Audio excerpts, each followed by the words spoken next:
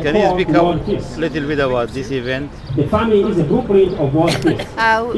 We're here with the Rescue Nubia group to support our fellow Chinese neighbors against the Olympics because of the human rights atrocities that the Chinese Communist government is conducting in its own country and as well as in Sudan against the Sudanese people, against the Nubian people, against the dams that they're building. We support the Chinese because they have went through a cultural revolution, as we are going through a cultural revolution in Sudan right now. With the dams being built, Nubia will be wiped out, the pyramids, the people, the culture, and we are here to get the support of our neighbors from the Chinese community, and we hope that the Chinese community will support us as well in this fight against the communist Chinese government and in this fight against our own corrupt government in Sudan. What do you expect the United States role in this Olympic expected in next month? Well, actually, I'm not quite sure what the United States will do. I do know that this is going to be a people movement rather than a country movement, because there's so much politics that goes on with the Olympics.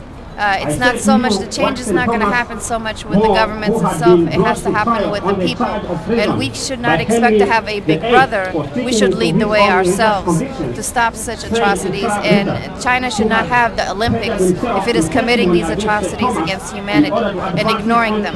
So I don't really, we don't really expect too much from the American government to be able to persuade the Chinese government to, to stop the Olympics, but we would hope that they would support us in this effort. So the great chance of that Olympic is going to be in its timetable. There's no interruption expected. I don't expect an interruption in the Olympics, but I do expect people to show support and in protest of the Olympics to show that we are not happy about this and that it should not occur, even though that it's going to continue. So we just like showing protest and showing discontent about it. Yes, but I think we should have more of an action.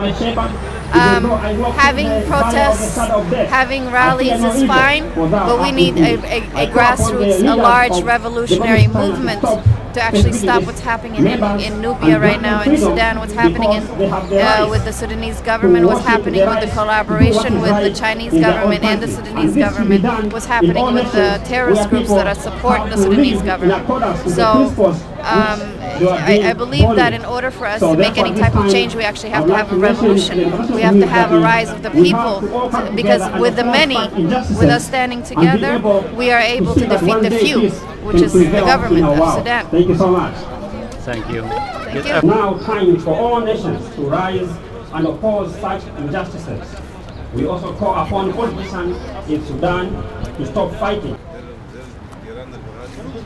I've just been given a resolution from the City Council of the District of Columbia. We just have a few more blocks now before the runners arrive. And before they come, I wanted to read the official announcement from our City Council right there across the street. The Human Rights Torch Relay Recognition Resolution of 2008, signed by all 13 members of the DC City Council.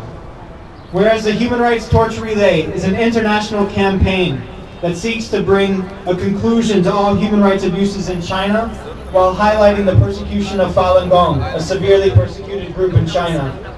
Whereas prior to the opening of the 2008 Olympics, the Human Rights Torch Relay will sponsor events in 37 countries on 5 continents,